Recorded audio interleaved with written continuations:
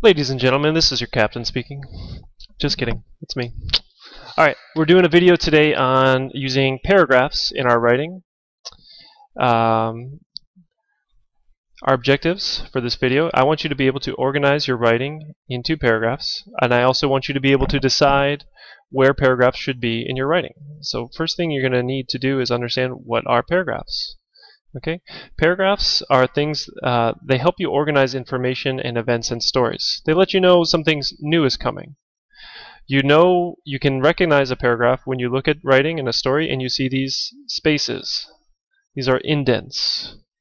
Okay, every time you see an indent, that's when you know it's a new paragraph. Sometimes you can see this space here and you think, oh, that must mean it's a new paragraph.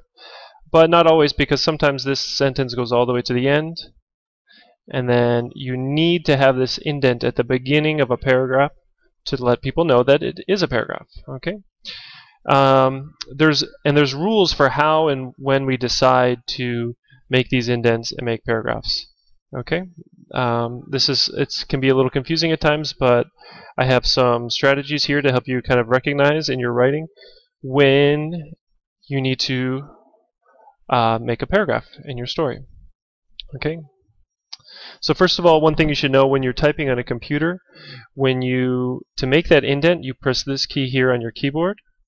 If your computer's from the United States, right here it's going to say tab, but it's in the same place and it does the same thing. This creates a space, the perfect size indent at the start of each paragraph.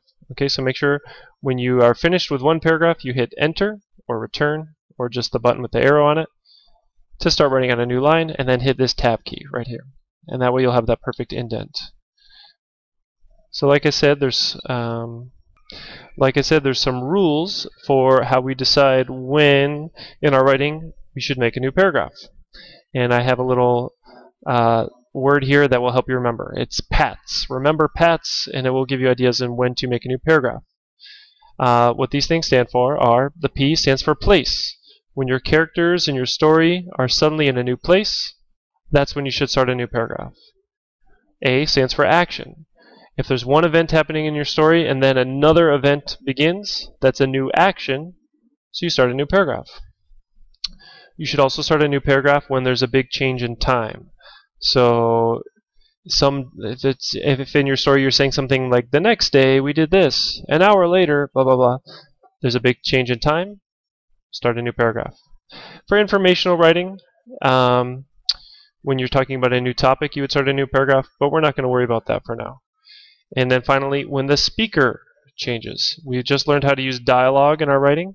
When there's more than one person talking, anytime the speaker changes, you're actually supposed to start a new paragraph.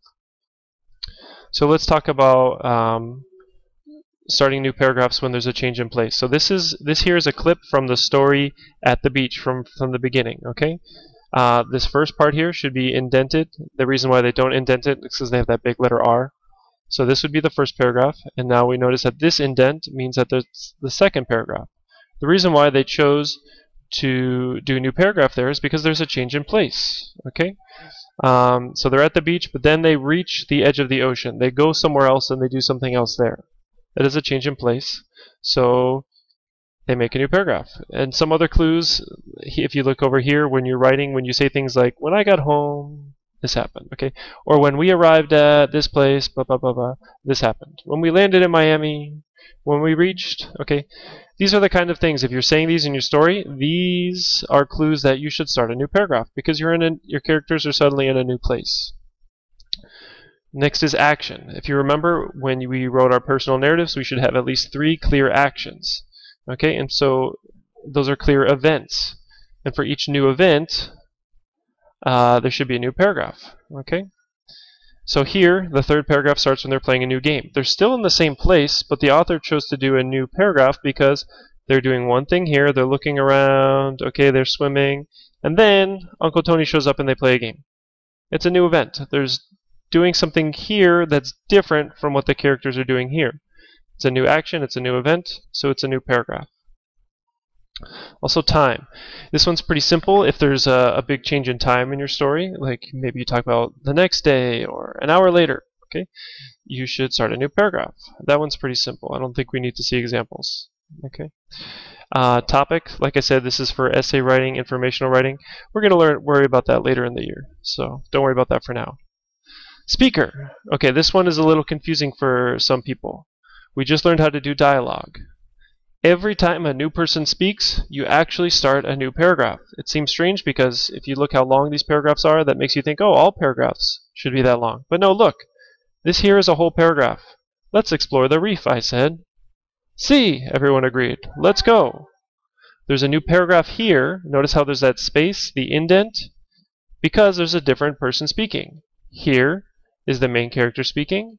And then on this line, it's a new paragraph because a different group of speaking. If you look carefully in your books, you'll notice sometimes there's a whole page where two characters are talking back and forth, and each paragraph is maybe only like one line each. Okay, so there's lots of small paragraphs. Every time there's a new speaker, you should go to a new line and indent. Okay, so make sure you go back in your writing and see if you can find a place to do that. These are a little strange because sometimes they're the shortest paragraphs. Usually you want a paragraph to be about 4 or 5 sentences, but when someone's talking, maybe it's 4 or 5 sentences, maybe it's less. Okay, some extra tips.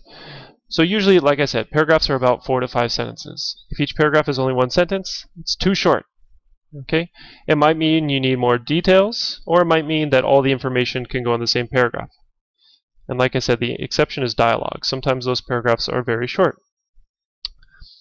Every paragraph, including the first one in your story, must start with an indent. Remember, the indent is that space. Okay? And finally, there's really no perfect way to decide when to make paragraphs. These are some suggestions, but you just really have to do your best. Pay attention to when you're reading your daily reading books and think about, well, why did the author choose to do a new paragraph here? That'll probably give you ideas for when you should do new paragraphs in your stories. Okay. All right, so here, I want you to think in this paragraph, where is there a change in time? And then I want you to decide where a new paragraph should start. Okay, this is from the story The Child Purse. So I'm going to pause the video here for you to try to figure out at which sentence should be the start of a new paragraph. Okay. All right, so hopefully you got that right. Either way, I'm going to explain it.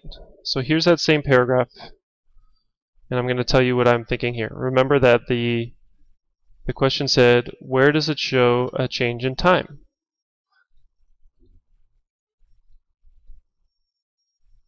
Okay, and we just look for keywords. Okay, a few minutes later. This is where there's a change in time. So we're going to hit enter there to start on a new line. We're going to hit that tab key to make an indent.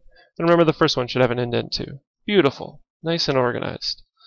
Okay, since there's a change in time, it's very similar to a change in event. You start a new paragraph. Let's go back. Okay, this one says, try to figure out where there's a change in place. Okay, so again, this is from The Child Purse. I'm going to pause the video here and have you try to think of where there's a change in place so you can determine where there should be a new paragraph. And I'm also going to explain it. So here's that same one.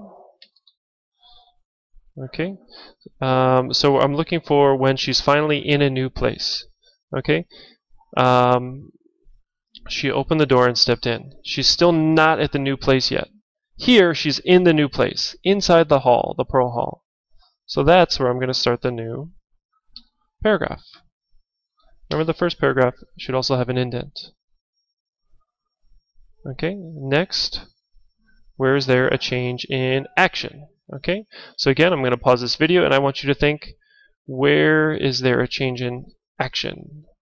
Where should you start a new paragraph? And here I'm going to explain. Okay. Songling, okay. So here, it's just saying what happened. She hears the girl crying, she realizes why she's crying, and she wants to help. Here's a new action. She sends her maid, she sends her maid, make sure it's a new line. She sends her maid to give the woman the child purse. It was all she had. The girl stopped crying at once. Okay, this is a little confusing, maybe harder to see. In your stories, you should know if there's a big new event happening.